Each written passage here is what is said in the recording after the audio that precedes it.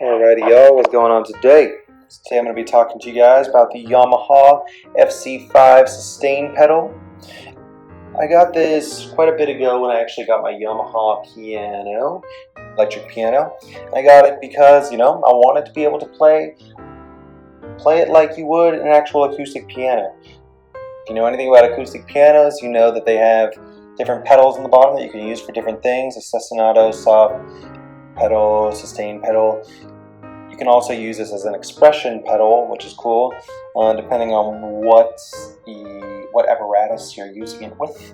And the cool thing is like, I just wanted to be able to have that extra parameter of sustain first off to mess with and then play with, because it just makes your playing sound a lot more realistic having one of these on hand. The really cool thing about the Yamaha FC5 is that it's just really, it's so great for a variety of functions besides being used as a sustain pedal for electric piano. It can be used with synthesizers and MIDI controllers as well.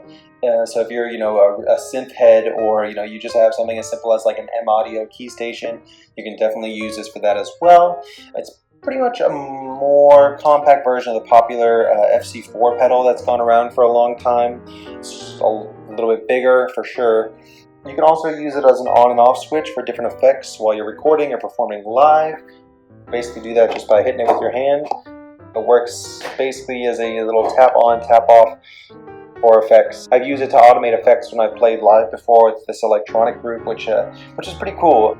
Being able to do that. It's basically with the tap of a button you can throw delay on something really quick and then put it off.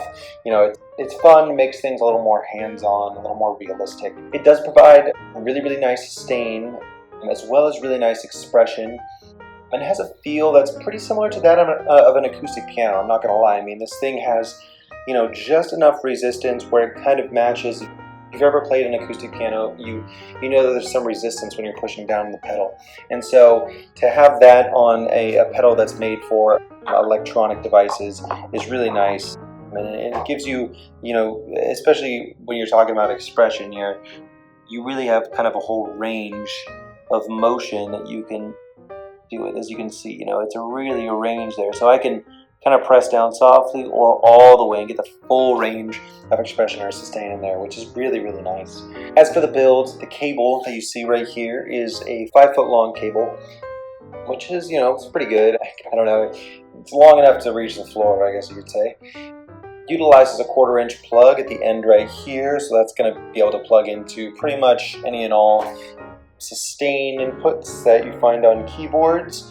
The build on this bad boy, pretty durable. I mean, this thing is built like a tank.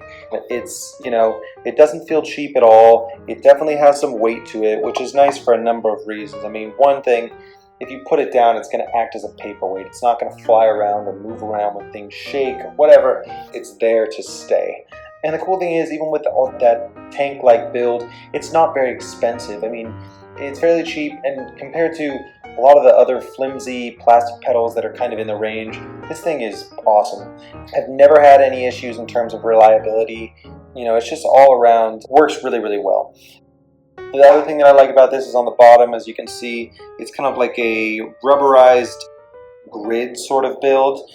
Essentially, that's going to keep it from moving around when it's placed on the floor. So if you're putting it on like a wood stage or something like that, any hardwood kind of floor, and you're using it, you're not going to have it sliding around when you're trying to sustain. It's pretty hard to like push along. And then you have the grip that's at the top. It's kind of built like that. The Yamaha logo right there. And yeah, then you have at the back, which I also really dig, is that the cord is kind of built into the box, built into the pedal.